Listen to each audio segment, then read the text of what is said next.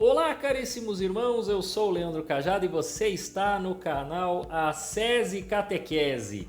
E mais uma vez, vamos para o Católicos Perguntam. Você vai dizer assim, Leandro, mas eu tenho dúvidas sobre a igreja. Nem sabia que você estava respondendo perguntas. Se você não sabia que eu estava respondendo perguntas, na verdade eu estou respondendo perguntas e eu posso responder a sua pergunta. Basta neste vídeo aqui você colocar a sua pergunta aqui embaixo. E mais, caso você tenha Instagram, a gente tem Instagram e você pode mandar a pergunta lá no direct. Manda lá no direct para mim, o endereço está aparecendo aqui ó, do Instagram. Ah, Leandro, eu não peguei. O link também estará lá marcado, o nosso endereço, na descrição. Então, este não é o problema. E você quer estar por dentro, porque nós já fizemos algumas perguntas já respondidas. Você não sabe? O vídeo também, né, aparece aqui ó, para você. E mais, se inscreve no canal, que aí você não perde. Você já se inscreveu no canal? Se você ainda não se inscreveu no canal, é por isso que você não estava sabendo que é o Perguntas 2, Católicos Perguntam 2. E aí a gente tem perguntas a responder. Não sei se responderei todas. Na verdade, eu tenho duas perguntas assim que foram feitas e uma que a pessoa ficou assustada com o comentário. Então eu vou colocar isso aqui para vocês, né? Muito legal. E nós vamos já responder de imediato a primeira pergunta. Tá bom? Então, se você tem aí a sua pergunta, manda aí, escreve aí nos comentários e nós vamos responder agora. Eu tô com o meu computador aqui porque a pergunta foi recebida aqui, a pessoa mandou. Então nós vamos para esta primeira pergunta. E a primeira pergunta, muito boa pergunta, viu? Gustavo, muito obrigado pela sua pergunta. Pergunta muito boa, muita gente não sabe isso, né? E eu fui pesquisar. É lógico que eu vou dar um resumo, mas deixarei o artigo de um site antigo, hein? Esse site não é novinho não, esse site é dos primórdios aí da internet de 2000 para frente, né? Dos primórdios ali, chamado Veritatis Splendor, explicação muito boa. Como ele faz um detalhamento do desenvolvimento orgânico da liturgia, e ele vai explicar como é que isso ocorria no rito tradicional e como ocorre agora no rito novo, eu vou ficar só com o rito que é mais comum de se ver, que é o rito novo. Mas eu indico a todos darem uma olhada, porque a pergunta do Gustavo trata do quê? Por que em algumas missas o padre fala algumas partes de modo cantado? Por exemplo, quando ele canta "O Senhor esteja convosco", é isso que ele está falando. E outras partes da missa. E aí ele diz, tem algum padrão para isso ou é apenas uma escolha do padre? Pois é, pode ser uma escolha do padre, mas existe um padrão. E existem dois tipos, nós podemos assim chamar de missa. Que o padre, não é que muda a missa, tá gente? Muda o rito, não muda é o mesmo rito. No mesmo rito, nós podemos chamar de missa cantada ou missa rezada, tá bom? Então é isso, essa é a diferença. Mas qual que é a diferença da missa cantada e da missa rezada? A missa cantada nós podemos fazer essa divisão em três partes aqui, né? Então nós vamos fazer tanto para cantada quanto para rezada. Então a missa cantada, por exemplo, ela tem todas as partes audíveis, tanto do próprio quanto do ordinário da missa. Quer dizer, qual que é o momento da missa ali que está rezando? Todas elas cantadas. Então ele vai fazer tudo isso cantado. Porém, tem uma exceção na missa cantada. Tem um momento em que o padre não canta, que é após o santo na oração eucarística, ele não canta. Isso vem do rito tradicional, da qual, no rito tradicional, aliás, o padre nem falava em voz clara, né? Você não ouvia o que o padre estava rezando, você via a todo momento da oração, o padre estendendo a eucaristia, fazendo toda a consagração, mas você não ouvia. A instrução geral do missal romano atual diz para se rezar em voz clara. Então os padres costumam rezar hoje diante do microfone, né?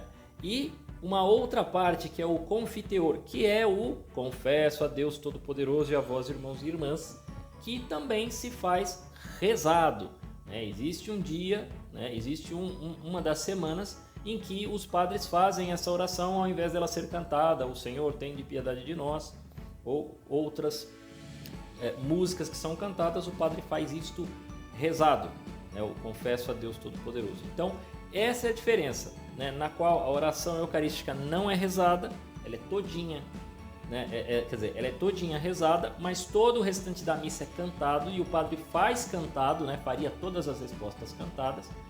Então isso é a missa cantada, todas as partes audíveis e cantadas, todinhas, todas as partes audíveis são cantadas, menos oração eucarística e aquela parte quando o ato penitencial é o confesso a Deus Todo-Poderoso, tá bom? É isso, lógico, as leituras não são cantadas, as leituras são proclamadas e aí fica melhor de se ouvir. Acho que cantada ficaria bem complicado, né? Se bem que eu já vi evangelho cantado, o padre cantando mais ou menos da mesma forma quando ele faz o Senhor esteja como daquele modo ali, não cantado igual um salmo, não é isso não, tá? Mas o que se pede é que a missa cantada evite essas três partes aí e não sejam cantadas também, tá bom?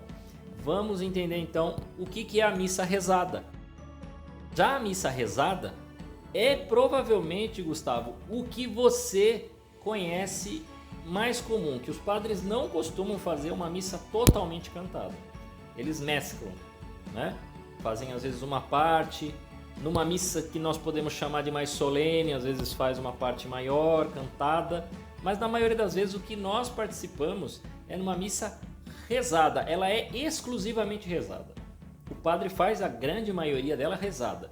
Ela é rezada, mas ela é acompanhada de cantos. Provavelmente a missa que você participa é acompanhada de cantos. Existe um grupo cantando partes da missa, né? Como por exemplo o ato penitencial, o glória, o aclamação ao evangelho, o canto do ofertório, o próprio Santos, né? Então essa é a missa rezada. E aí ele tem trechos rezados e outros cantados, acompanhado ou não de cantos, que é aí onde o padre faz, né, em alguns momentos uma parte mais cantada, né, e aí não é toda cantada. Então é muito difícil, eu não me lembro de ter visto uma missa cantada. Na verdade eu já participei do que o pessoal chama de missa seca, que poderíamos dizer que é uma missa que não tem canto nenhum, né? Todas as partes foram rezadas.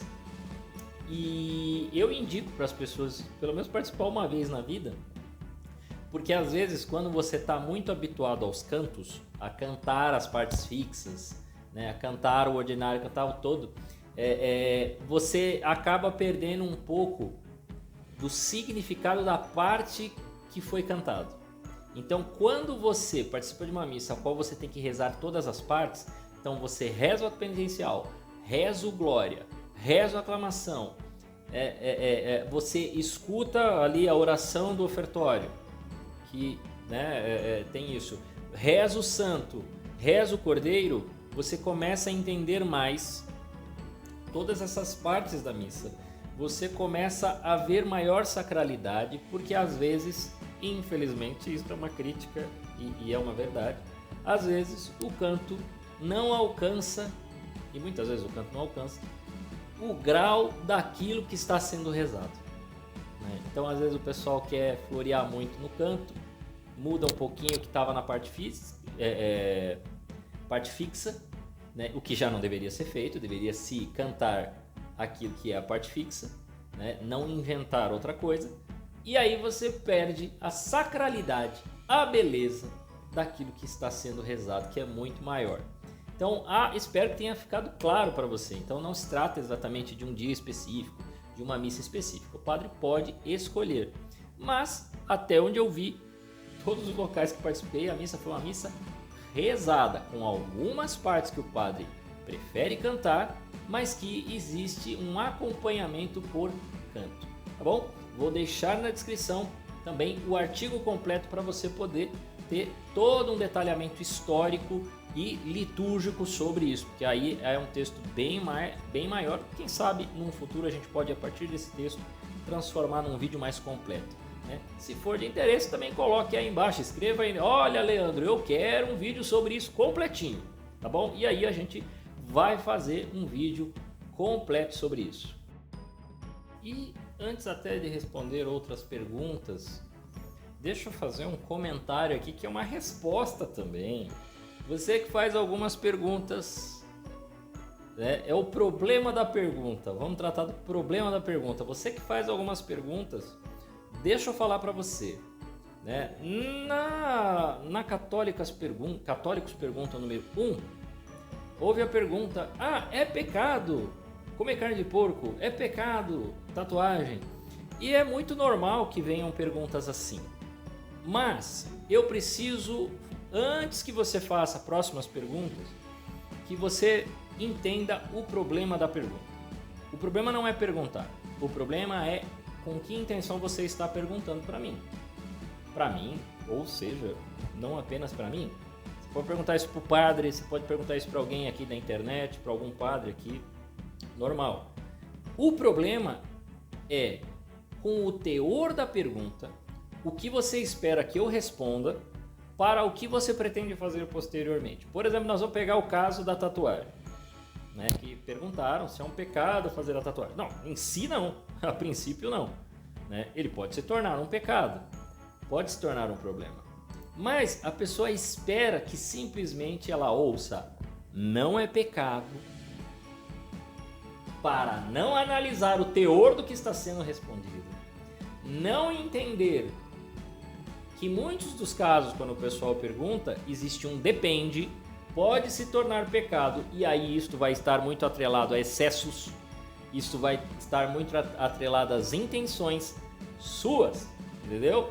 A sua intenção vai definir se é pecado ou se não é. Então, muito cuidado com o teor da sua pergunta, muito cuidado se você está apenas querendo uma resposta que seja de acordo com o que você gostaria que fosse, para isso aliviar a tua consciência e você ir fazer errado, e fazer coisa errada.